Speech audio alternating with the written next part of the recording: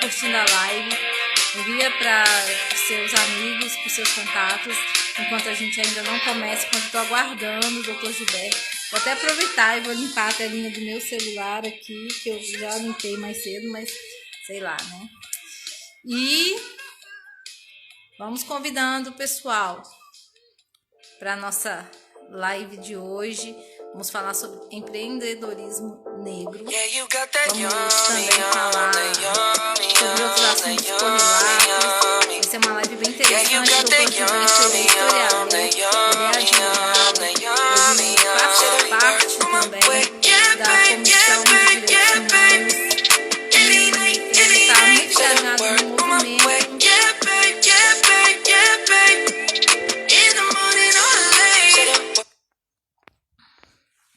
Ele tá muito engajado, ele acabou de entrar. Meu áudio tá ruim, Jô?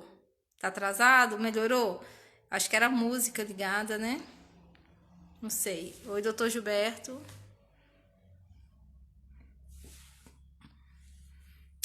Aguardando ele enviar o convite para nossa live. Pode enviar o convite, doutor. Tava aguardando só você chegar pra gente começar. Gente, me fala aí como que tá o meu áudio, porque hoje é aniversário do meu pai e eu tenho os pais.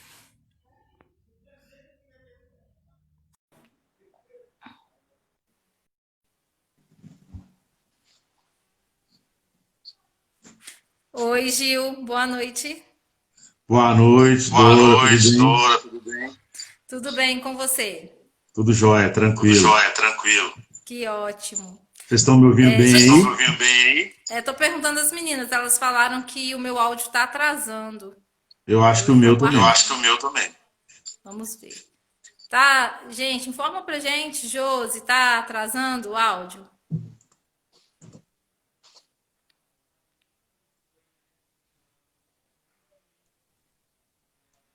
Eu tô te ouvindo super bem. E não tá A atrasando minha voz pra tá mim. legal aí, tá tranquilo? Tá super legal. Ah, porque tá dando um delay pra mim. Não, pra mim não. Pra mim tá bacana. Então tá bom. Ok. Ok. Então vamos começar. Tá dando alguma microfonia aí. Tá, eu acho que é porque eu tô no. Acho que é porque eu estou num lugar todo fechado, eu não estou em casa. Eu tive que... Estou na casa dos meus pais, está com eco. Imaginei que ia ficar. Estou na casa dos meus pais, que é aniversário do meu pai. Só um momento. E tem um montão de gente. Deixa eu abrir aqui que o eco passa.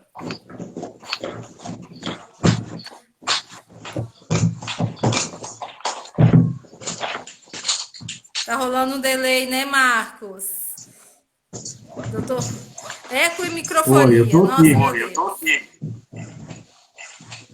Tá rolando eco ainda? Eu acho que não, né? Acho que não, acho que agora melhorou, gente? Conta pra... Quem tá aí, conta pra gente se melhorou.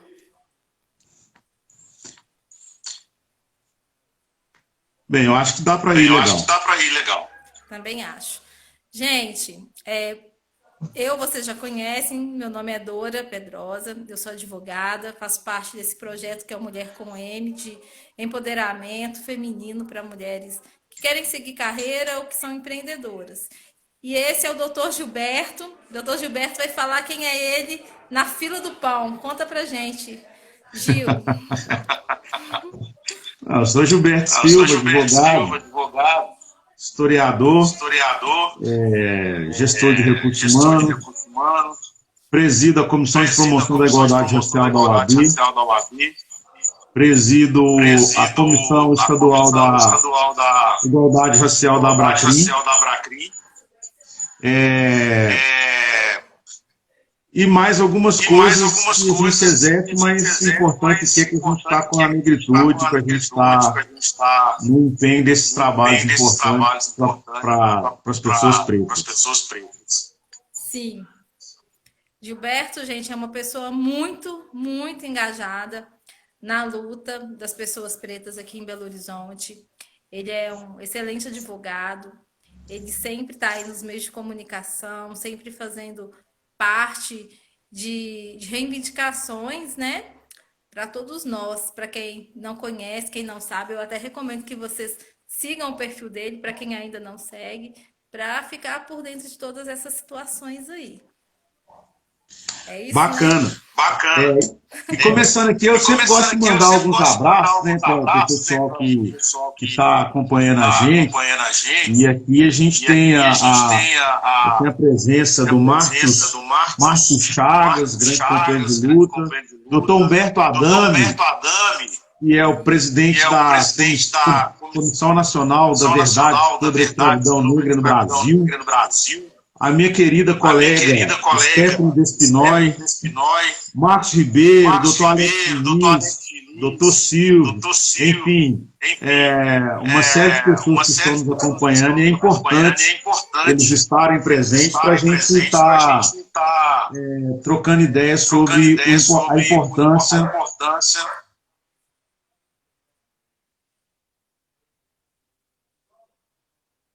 presentes e por estarem aí ouvindo a gente nessa troca de ideias. Os colegas também da Faculdade Arnaldo, né, a Rosângela Trindade acabou de entrar, enfim, um abraço e um salve, uma boa noite para todas e todos. Muito obrigada. Também temos umas pessoas aí que estão sempre conosco no Mulher com M, e agradeço a presença de todas essas pessoas. Gilberto, a gente vai falar sobre empreendedorismo negro, mas antes de entrar nesse assunto, eu gostaria de fazer uma pergunta. Como que você vê a falta de representatividade das pessoas pretas no judiciário? Olha, eu vejo como uma questão já pelos fatos históricos, né? Ontem mesmo numa live eu estava falando em relação à falsa abolição e a falta de oportunidade que nós tivemos a saber a questão da educação, da saúde e todos esses resquícios da escravidão. Então, a falta de oportunidades e a falta de ações afirmativas faz com que tenhamos poucas pessoas no serviço público, sobretudo nas profissões em destaque, né? Nós temos ainda um contingente pequeno de servidores e de magistrados menor ainda. Então, nós temos muito que avançar nessa questão das ações afirmativas, as questões da colocação de mercado das pessoas pretas, e, sobretudo, quando você fala em judiciário, a gente tem que pensar em concurso público, né? E no judiciário nós estamos engatinhando na questão de políticas públicas, de igualdade e de ações afirmativas. Salvo engano, nós tivemos um concurso da magistratura em Belo Horizonte, por enquanto, em relação à magistratura em Belo Horizonte e Minas Gerais.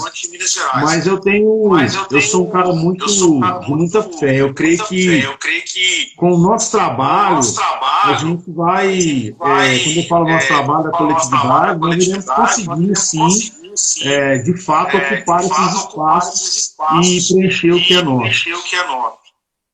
Sim. Quando eu faço essa pergunta, é somente para... Gostei da pergunta do Marcos, né? Um gancho nessa pergunta. Poderia falar sobre a ausência de negros nos 3 poderes? Porque é a falta de representatividade no judiciário, né? Na política também. E a gente vê que, assim, eu não sei se você tem os dados do IBGE, eu sempre me assusto quando eu vejo que somente 15% dos juízes são negros. A gente não tem hoje, atualmente, nenhum ministro no STF negro. Sim. Na Suprema Corte, nem negra, não temos. Tínhamos o Joaquim Barbosa, não temos mais.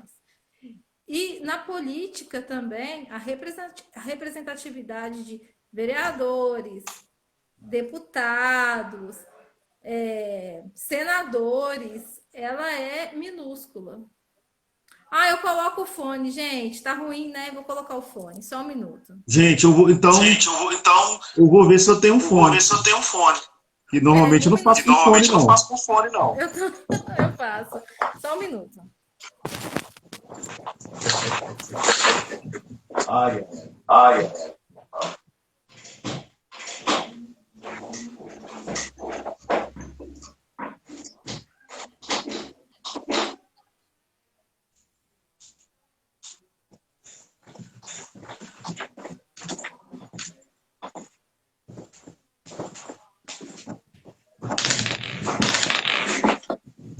Não saiam daí, que o bate-papo vai ser legal. Aí eu aproveito para mostrar para vocês a organização, que eu vou tentar pegar um fone aqui. Né? Certo. Será que eu vou conseguir? Vai sim, tenho certeza. Mas eu acho que agora melhorou. Também agora não precisa de eu colocar fone, não. O problema estava aí, era você sem fone. Pode ser. Eu acho que era sim. É isso mesmo. Agora não precisa usar fone, não. Acho que melhorou. Ajuda a gente aí, galera. Melhorou? Josi. Ótimo, Esther. Viu? Obrigada. Eu sabia que não era comigo o problema, porque aqui a live não tem problema. Aqui só tem solução. Isso. Mas aqui, pegando um gancho do que estava falando aí, muito bem colocado pelo doutor Marcos, é o seguinte, nós temos sim, de fato, esse problema da representatividade nos 3 poderes, e aí eu vou trazer um pouco mais pela questão, ter que passar por uma questão histórica, né, e trazer aí questões em referente ao Estado brasileiro. O Estado brasileiro, ele sempre permitiu e sempre permite que as pessoas pretas sejam criminalizadas em seus atos, né? Então, essa questão de nós sermos sempre os suspeitos de determinada situação faz com que isso tenha um reflexo na sociedade.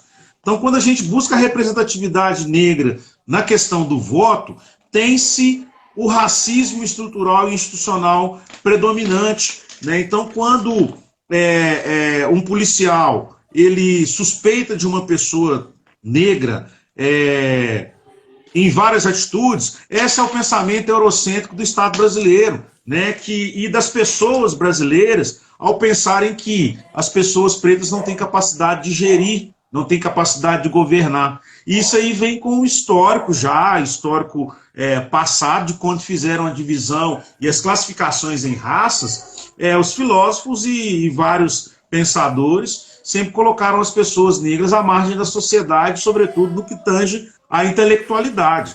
Então, nós temos essa dificuldade em emplacar nas casas legislativas, executivo, porque a sociedade tem essa desconfiança, mas não é uma desconfiança. Nós temos que ser bem precisos e dizer que é o racismo. E isso reverbera dentro da questão das posições de trabalho, das posições de destaque, na própria televisão, quando a gente fala em relação a questões de protagonismo de fato, sem ser ladrão e sem ser a faxineira, o motorista, a empregada doméstica. Então, isso tudo é um reflexo da nossa representatividade na política. Porque se nos veem somente como porteiros, faxineiros, ou então o bandido do filme, esse reflexo virá na política. Né? Então, é muito difícil de vermos aí protagonistas de sucesso. E aí a gente vai para o lado dos Estados Unidos, que já tem uma diferença, porque os Estados Unidos, as ações afirmativas já funcionam há mais tempo. Então, nos Estados Unidos tem ações afirmativas até mesmo para telejornais, para novela e para filmes. Se eu perguntar para quem nos assiste hoje o nome de 10 atores e atrizes americanas e apresentadores de televisão, nós vamos contar aqui no dedo e não vamos ter dedo para contar, que é tanta gente. Agora, se falarmos no Brasil, nós teremos um ou outro de destaque, né, e mesmo assim, a todo momento sendo bombardeado. Isso reflete na política, isso reflete na nossa representatividade, isso reflete nos espaços de poder. Porque nunca se dá um lugar de fala para aquele que é marginalizado, né, doutor?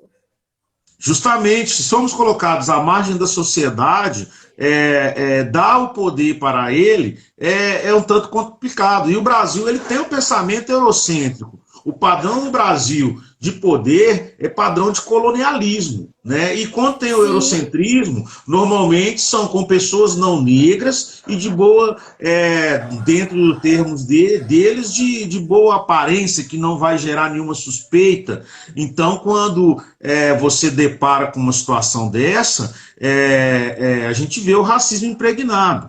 Pois bem, vejam o meu cabelo hoje. Várias pessoas falam, isso não é cabelo de advogado, isso não é barba de advogado, mas não é porque é o meu cabelo ou porque é a minha barba, é porque eu sou uma pessoa negra. Porque se tiver um camarada barbudo, com barba de lenhador, né, igual fala na moda, e ele tiver com o cabelo todo bacana, ou até mesmo trançado, se ele for um cara não negro, ele não tem problema. Né? E a gente vê isso no cotidiano, no dia a dia, a gente vê na música, o Gabriel Pensador, hip hop e rap, ele não é discriminado pela sociedade porque ele tem a pele clara.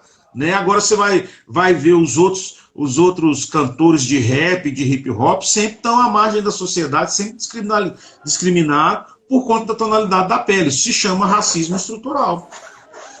Sim. Vamos aproveitar o gancho. Como você enxerga o racismo estrutural? De que forma você vê ele sendo aplicado no dia a dia das pessoas pretas? O racismo estrutural, é importante a gente pensar que o racismo estrutural, ele vem de todo o processo de escravidão. Né? No Brasil, eu falo no Brasil, a estrutura do racismo no Brasil, o racismo estrutural no Brasil, e no mundo, determinadas vertentes, ele está ligado direcionadamente para a questão econômica de exploração de uma determinada raça ou etnia que é subjugada como inferior e que tem que estar sempre produzindo para aquela raça superior. Essa estrutura que foi montada, ela passa até mesmo pela lei da abolição, porque a lei da abolição, conforme eu falei no começo, ela vem sem nenhuma lógica. Ela vem tipo assim, vocês estão soltos, bacana? Se vira, mas vocês estão soltos. Se vira para lá. E essa estrutura, ela permanece dentro de instituições, ela permanece no dia a dia, ela permanece na sociedade e vai passando de geração para geração, até que nós tenhamos aí a oportunidade de, através dessas políticas públicas, a gente dar uma reviravolta, sobretudo nessa questão econômica. Mas eu não estou dizendo aqui que o racismo ele é por conta de dinheiro, porque muitas pessoas no decorrer da história, sempre pensaram que o racismo não era um problema de pele, que era um problema social. Não. Ele é um problema social, é um problema, sobretudo, econômico, mas ele é um problema de. A própria palavra fala de racismo, rejeição, ou seja, discriminação, ou seja, uma superioridade de uma etnia relacionada à outra. E esse racismo, quando a gente fala de etnia, é importante a gente falar também da questão do racismo religioso, aonde ele tem duas vertentes. Por ser uma religião que está fora dos padrões eurocêntricos, a saber, do cristianismo, do judaísmo, estou falando da religião de matriz africana. Então ele é atacado por ser uma religião que que não tem o teocentrismo do Deus que vem do cristianismo, do judaísmo, ele é discriminado também. E aí está dentro de um contexto de racismo, sim, com duas vertentes. A religião e porque a religião é de preto. Porque, muito embora os europeus não façam ainda eles fazem uma forma errada de entender que o berço da humanidade é na África, e muitos ainda ignoram que os primórdios até próprio do cristianismo, da própria Bíblia, do teocentrismo, quando fala do povo hebreu, está falando do povo lá da ponta da África, né? Então todo mundo que pensa que o Moisés é um cara lourão do olho azul, não. Ele está dentro. Não é, ele está dentro da questão da África. O Egito está perto da África. Então, esses egípcios que a gente vê nesses filmes, totalmente feitos com contexto de Hollywood e de eurocentrismo, eles estão totalmente enganados. Gente, deu um delay. Parece que alguma coisa na. Essas questões refletem no dia a dia e fazem com que o racismo cresça. Então a gente tem que ver que essas estruturas todas no mundo, elas vêm deturpando o que de fato é e o que de fato tem ocorrido na nossa sociedade. Essa estrutura, ela passa de geração para geração e nós vamos quebrar essa estrutura com um lado econômico, sim. Porque a partir do momento que nós tivermos o empreendedorismo de fato sendo aplicado, com as pessoas negras sendo bem remuneradas, as pessoas negras tendo uma colocação digna no mercado de trabalho, quando nós tivermos os advogados, as advogadas em maior número, dentistas, pediatras. Por quê? Porque isso vai refletir numa criança que vem de uma família racista. Porque ela não nasce racista, mas a estrutura da cabeça dela vai se tornar racista, porque normalmente ela verá as pessoas pretas somente como subalternos. Né? Então é aquilo que a gente falou, é como motorista, é a babá. A maioria das pessoas que estão pedindo as coisas na rua são pessoas pretas. O noticiário, ele traz a violência das pessoas pretas.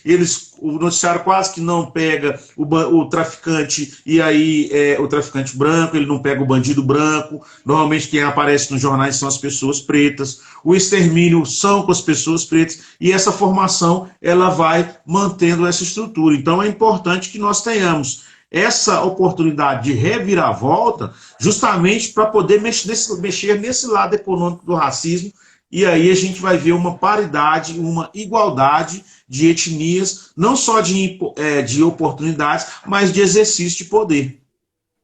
Sim, quando nós falamos aqui, nós muito bem colocados sobre a questão do racismo estrutural por você, Gil, e esqueci o nome, o Marcos, ele falou uma coisa que me toca muito, né? Porque eu, enquanto advogada e mulher preta que sou, já sofri racismo nas secretarias e nas varas. Já passei por isso, de me olharem como se eu não fosse advogada. Às vezes eu estou com um cliente simplesmente por a gente sabe, as pessoas que são o colorismo, né? Que são brancas ou que são mais claras ou que têm traços mais europeus, por assim dizer, Às vezes é seu cliente, nem está vestido adequadamente, eles olham para ele e chamam de doutor. E não olham para você, que é um advogado de Pergunta verdade. se... É. Eu não sei se você já passou por isso, mas eu já passei por isso inúmeras vezes e vou passar muitas vezes ainda. Com certeza, eu não tenho dúvida de que vou passar. Então, quando ele fala assim, imagina a mulher que é advogada e é preta, é um duplo, né? É uma dupla discriminação, e é mesmo, é uma dupla discriminação. A gente sofre essa dupla discriminação o tempo todo. Voltando aqui ao assunto, o empreendedorismo negro. A gente sabe, já foi tema de posts aqui no Mulher com M, já foi tema, nós já debatemos de que as mulheres negras, elas empreendem, muitas vezes não é porque elas querem, mas é porque elas são obrigadas. Por falta de oportunidade de emprego, de colocação, por falta de estrutura, falta de estudo mesmo, falta de tudo. Então, não resta outra alternativa a não ser empreender. Sim, sim. E aí que é o seguinte, antes de falar, eu vou dar um salve aqui para o Dr. Cleverson, que é um conselheiro nosso da OAB, a doutora Amanda Mello, que é negra, indígena, ela é vice-presidente da Comissão OAB Jovem, a doutora Luciana, que é uma mulher... a doutora Luciana, que é uma mulher negra e membro julgadora do TED, Tribunal de Ética e Disciplina da OAB, a Poliana Souza, que é uma mulher negra, que fantástica, minha vizinha, né, o Caio Freitas, enfim, essas pessoas a gente tem que estar sempre lembrando que estão sempre conosco. Essa questão de ter que empreender, eu acho muito interessante, sabe? Tem uma vertente de exclusão, mas ao mesmo tempo tem uma vertente muito importante. E aí eu vou citar, por exemplo, quando as mulheres negras estão empreendendo dentro das questões que tratam da nossa cultura, da vestimenta. Então, é uma oportunidade das pessoas buscarem conhecer mais. Eu fui em uma feira de turbantes, onde as empreendedoras negras tinham a oportunidade de estar trazendo a África e também contextos de religião para pessoas que perguntavam sobre essas questões. E aí eu fui nessa feira, e nessa feira era de fato a exposição de turbantes, não era somente uma venda, era uma oficina mesmo. Mas eu vejo também de um modo muito preocupante essa questão também, tendo em vista essa exclusão. Ontem na live nós falamos essa exclusão que acontece através de seleção de currículo, através dessa discriminação desse formato. Fiz algumas indagações em perguntar quantas advogadas e quantos advogados pretos tem nos grandes escritórios. Para mim, a maioria da advocacia negra hoje no Brasil, ela é empreendedora, porque somos nós que ralamos pra caramba, não que as outras pessoas não tenham ralado, ralamos pra caramba, uma coisa quase que sobrenatural para formar, e depois não temos a oportunidade, e aí cabe a nós empreender, ou seja, começar com um escritório pequeno e vai ocupando seu espaço, passando por todas essas violências que você trouxe para a gente em relação à lida, não é? Nos fóruns, nos próprios conselhos de classe, onde não são vistos como advogado. Então, essas faltas de oportunidade fazem com que as pessoas pretas tenham que se virar, empreender. Mas esse também é o sistema. O sistema é esse. Por quê? Porque se não tiver a sagacidade de empreender, se não tiver formas de conseguir como fazer o empreendedorismo, vai acabar entrando dentro da estrutura importante que eles querem, que é a questão de ser subalterno. E aí a gente vê várias pessoas negras, às vezes diplomadas, mas que infelizmente estão na maior das informalidades e até mesmo no serviço diário. E quando eu falo no serviço diário, são as empregadas domésticas, são os serviços de obra, e não necessariamente conseguem ter a sua colocação. Então, tem um ponto bem positivo do empreendedorismo negro quando se trata de falta de oportunidades. Tem um ponto positivo e tem um lado não positivo quando se trata dessa exploração. Agora, tem uma coisa que eu acho que é fantástica, que é o empreendedorismo de pessoas negras, empreendedorismo de sucesso. Eu vou citar um grande empresário que as ações que ele faz não deixam de ser empreendedorismo, é o Celso Ataíde. Eu não sei quem conhece o Celso Ataíde aqui, o Celso Ataíde, fundador da CUFA, né? Fundador da CUFA, fundador da Taça das Favelas, e o que a CUFA está fazendo no Rio de Janeiro e no Brasil inteiro. Eu queria mandar um abraço para o nosso amigo Francis aqui de Belo Horizonte, que é o responsável pela CUFA de Minas Gerais. O que a CUFA está fazendo é uma coisa assim, fantástica em relação a atendimento para as pessoas na periferia, na favela. E aí tem um detalhe, não tá cuidando somente das pessoas pretas, não. Obviamente você vai chegar na favela e vai ter mais de 90% das pessoas pretas, mas é um empreendedorismo totalmente de sucesso. Nós, advogados que temos escritórios que estão galgando postos maiores, somos empreendedorismo de sucesso, né? Eu tenho que falar de pessoas que estão na contemporaneidade, né? Pessoas negras contemporâneas que são empreendedoras. Temos que falar de pessoas de mais tempo que também são empreendedoras, né? Então a gente tem hoje contemporâneo, eu posso citar o colega Admilson Diniz, né? Tem um ótimo escritório, é empreendedor, o doutor Alex Diniz, que é interessante, é um grande empreendedor, e ele é empreendedor duas vezes, porque ele é ourives, um dos melhores ourives do Brasil, né? E existe a invisibilidade dos ourives, e eu gostaria de um dia fazer uma live com o doutor Alex, para ele explicar essa questão dos ourives.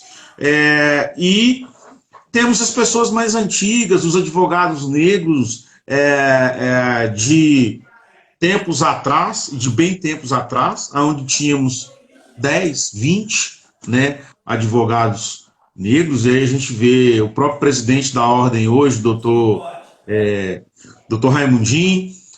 Nós vemos aí no campo, nós vemos aí a doutora Helena de la Mônica, né, a mulher negra, doutor Armando Dutra Nogueira, também um advogado negro, com empreendedorismo, com um escritório empreendedor, vindo de baixo, né, e já trazendo um legado da família, enfim. Todas essas questões, elas são importantes levantar dentro do empreendedorismo e dentro de outros setores também, que a gente tem as pessoas negras de muito sucesso, né? Empreendedora jovem, uma colega, a Vicky tem o empreendedorismo dela de brincos, acessórios, né? E vai lutando. A gente tem que lembrar que esse empreendedorismo ele tem que ser pensado, esse de sucesso.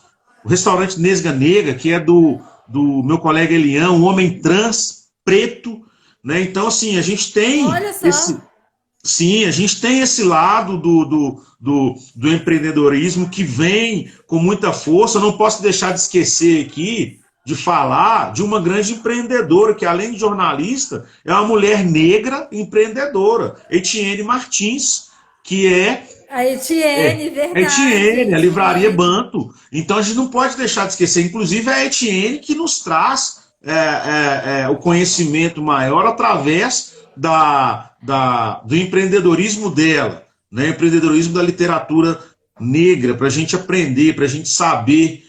Então, assim, eu acho que nós temos duas vertentes. A gente só não pode deixar cair na vertente da exploração, mas na vertente do crescimento, a gente tem que ver. Antigamente, Nossa, parece gente velha, né? Gente velha que fala antigamente, mas não tem nada a ver, Eu não. também acho, mas eu Tem falo nada a também. ver. 100 anos, 200 anos, nós somos todos jovens. Somos isso.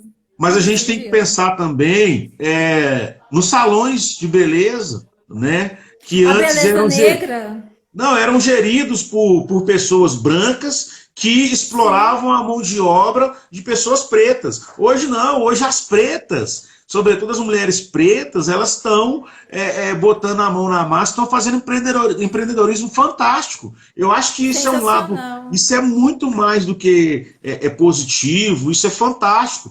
Dentro também das questões de salões, a gente tem grandes colegas também, Fernando Nildred, enfim, uma gama de pessoas. Então a gente tem um lado positivo, muito importante dentro do empreendedorismo, mas a gente tem uma grande responsabilidade. Nós temos que abastecer e manter esse empreendedorismo. Nós temos que fortalecer o empreendedorismo negro, mas em Sim, todas as esferas. E quando eu falo fortalecer o empreendedorismo negro, é também fortalecer as causas e as questões que envolvem as pessoas negras. Né? Infelizmente, hoje existe muita divisão de grupos. Né? Eu acho que é hora da gente unir no empreendedorismo, na troca de ideias, unir. na militância. Eu acho que o momento é esse.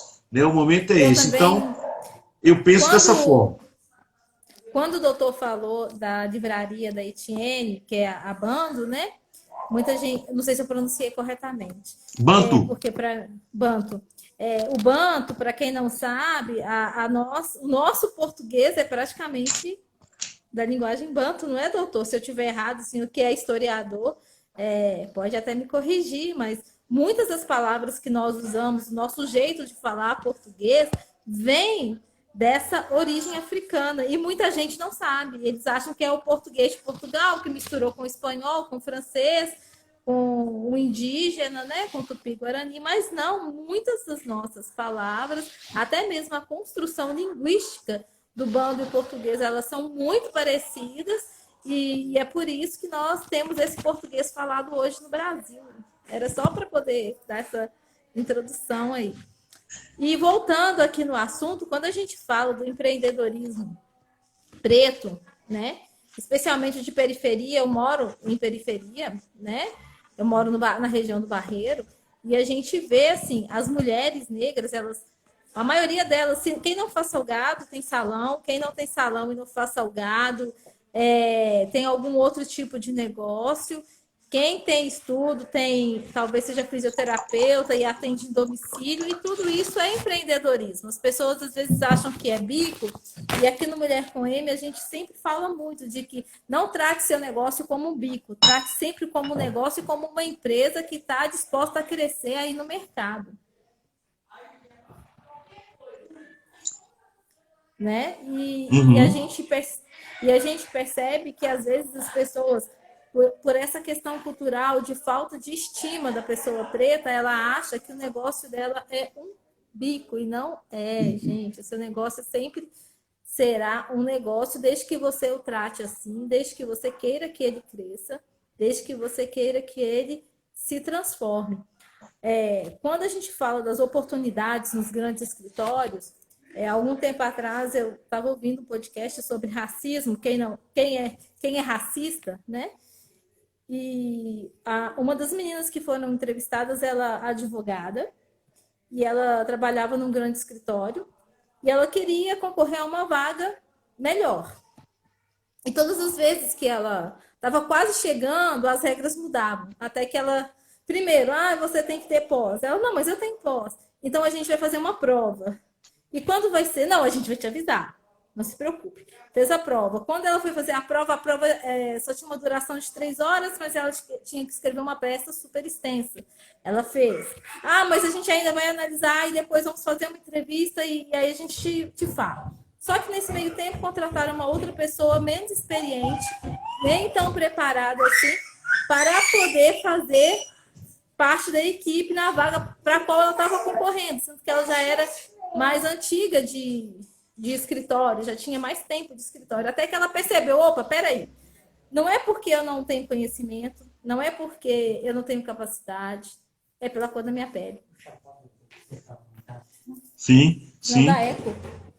Então, não é porque... Então, as pessoas pretas, às vezes, eu vejo algumas pessoas que não conseguem enxergar o racismo. E o racismo, quando ele é estrutural, ele é tão... Eu falo que ele é tão bem disfarçado que quem não é preto não percebe que ele está acontecendo. Não Sim. percebe ali naquelas nuances de que, na verdade, não é porque não tem uma oportunidade para você, a oportunidade ela tem. Mas como você não preenche, voltando lá atrás no que você disse, como você às vezes não preenche os requisitos de tom de pele, porque a gente ainda tem o colorismo, né? Porque são os vários tons diferentes por conta da miscigenação. Então, se você não tem um tom de pele adequado, não tem um traço adequado, você não se veste adequadamente, como você disse dos turbantes, então você não merece estar aqui, você não merece chegar lá. Sim, tem essa questão da vestimenta e eu tenho tratado isso com muita veemência por conta de até mesmo é, a condição da mulher negra com as suas vestimentas para ser respeitada as suas prerrogativas enquanto advogado.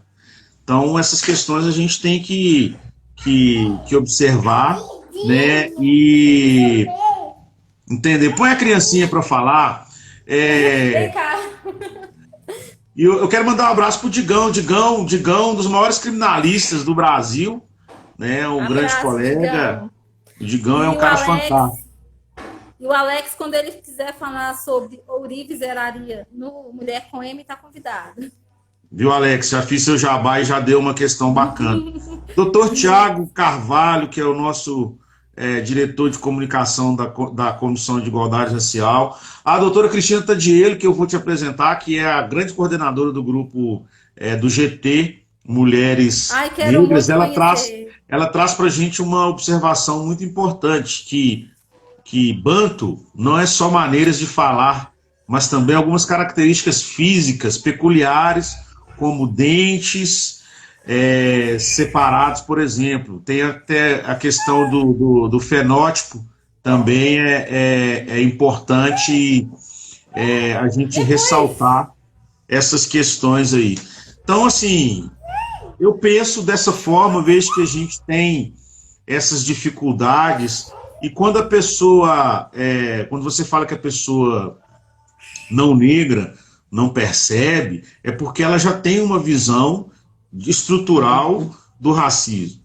Ela vive numa condição de privilégio, né? Então, se ela vive numa condição de privilégio, ela não consegue, de fato, olhar e ver a situação que acontece, porque para ela é tudo muito natural.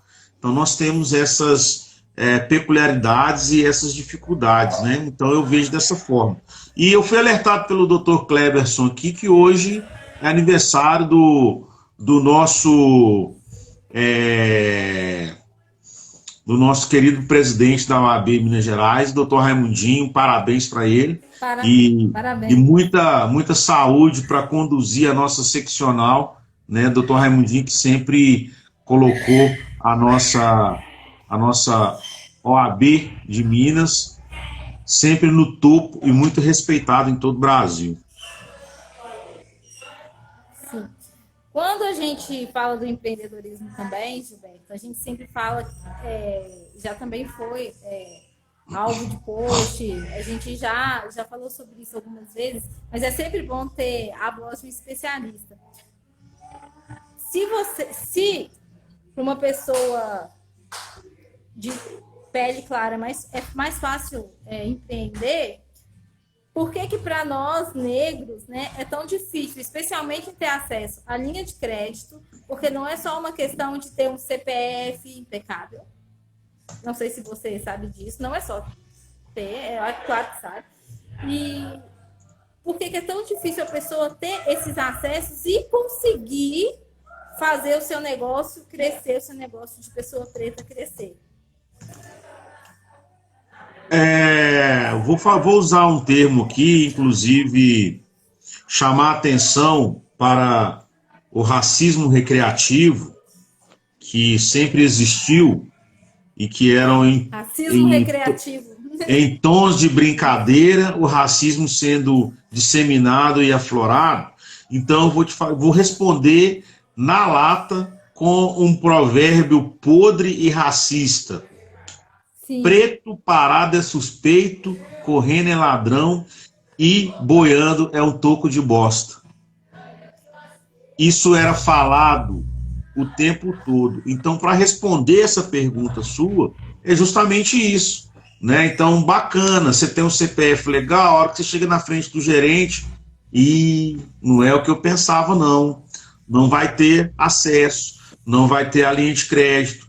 E aí, quando entra também numa loja onde vê que a predominância dos vendedores, gerente, é uma loja de pessoas pretas, o racismo faz com que a pessoa saia da loja, porque ali tem toda essa marginalização que foi feita com as pessoas pretas por conta da sua etnia. Então, essa é a grande dificuldade. Por isso que eu sempre sustento que devemos concentrar, sim, o Black Money. A gente tem que trazer as pessoas não negras como aliadas e como parceiras, fazendo com que elas se tornem antirracistas, né, porque elas não terão a fala de propriedade, mas a fala na luta. Essas pessoas são essenciais.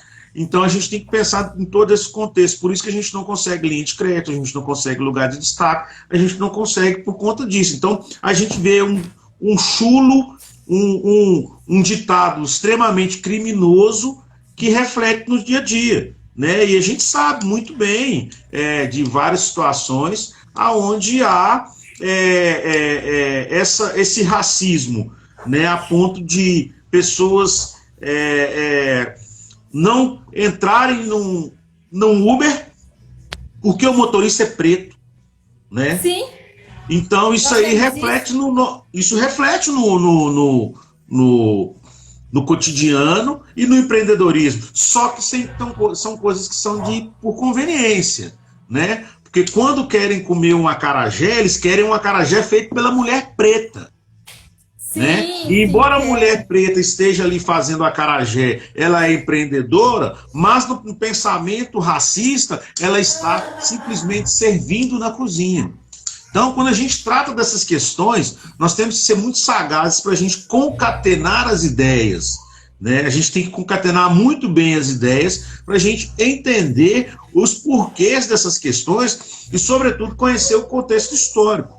Né? Eu sempre falo nas lives que nós pensamos num racismo sempre positivado, num racismo de xingamento. A gente tem que pensar nesses racismos de exclusão e, sobretudo, na invisibilidade que dão também para os grandes empreendedores negros. Né? Nós temos grandes empreendedores negros, grandes empresários negros que não têm espaço à mídia, não têm as capas da revista, não tem nenhum tipo de divulgação por causa do racismo. O racismo não pode ver uma pessoa, ele não permite que uma pessoa preta seja uma pessoa de destaque, sobretudo, seja uma pessoa que vá ter uma autoridade e uma autonomia em relação às pessoas brancas.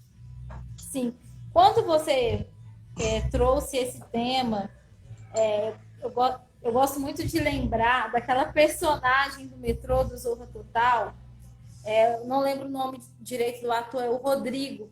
Que, não sei se você se lembra dessa personagem. Ele se vestia de mulher junto com a filha e pedia e sempre aplicava golpes nas pessoas no metrô. Então, eu acho que assim, quando a gente vê esse tipo de personagem na TV, em que ele nos coloca em xeque a nossa dignidade, a nossa honestidade, é um tipo de humor que ele tem que ser combatido. Quando eu vi aquele quadro, eu sempre sentia muita repulsa por ele, no Zorra Total. Ele passava no Zorra Total. Ele no metrô e falava assim, me dá 10 centavos, me dá 20 centavos. O jeito de falar dele, vestido de mulher, as características de gente de extrema pobreza e sempre tentando, de alguma forma, se sair bem ali na situação, eu vejo que é como se fosse, assim, como você disse, o racismo, né? E ainda de entretenimento, aquele racismo que tá ali, não tá velado, ele tá escancarado, mas as pessoas estão achando graça daquilo. E, querendo ou não, eu acho que é uma forma de deixar no subconsciente das pessoas de que a pessoa preta vale menos, ela não é confiável e ela vai estar sempre tentando aplicar um golpe em você. Não, isso é fato, isso é uma realidade. Mas eu não vi essa questão, eu não vi, não lembro, né? Mas está no cotidiano, dentro da advocacia, às vezes a Rodrigo gente... Santana, isso é o Rodrigo Santana, isso mesmo, Santana ou gente, Santoro? Santana, Rodrigo Santana. Ah, tá. Mas isso acontece com a gente, você quer que eu traga para o dia a dia? Para nosso Quero, por cotidiano? favor. Quer? Sim, quero.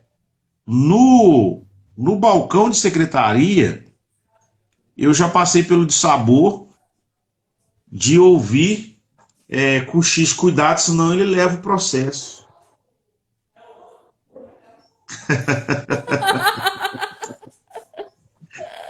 Tá, eu estava procurando um arquivo aqui para vocês. Eu acho que vai cair, gente. Vamos ver.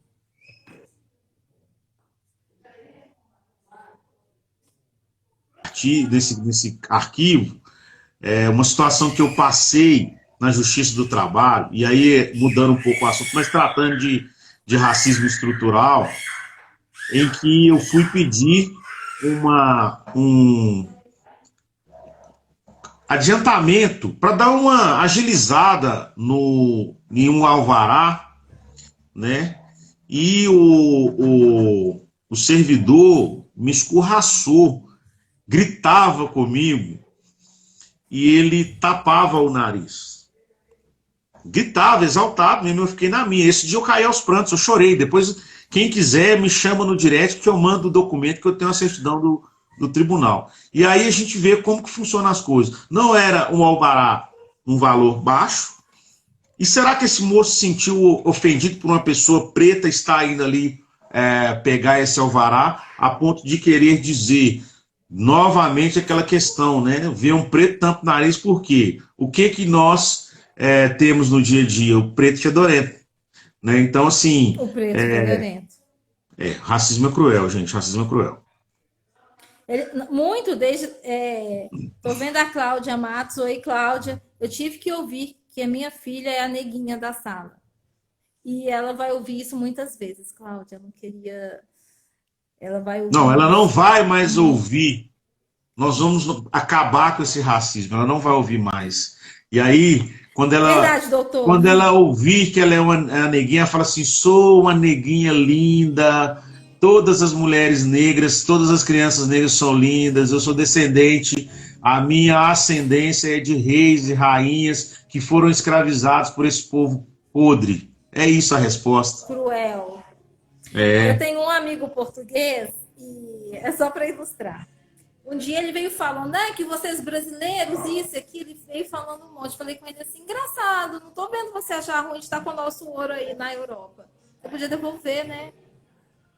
Nem tô vendo você achar ruim de ter o desenvolvimento da Europa, porque a base do capitalismo foi a escravidão. E não vi você achar ruim até agora. Tô vendo você reclamar do nosso jeito de ser.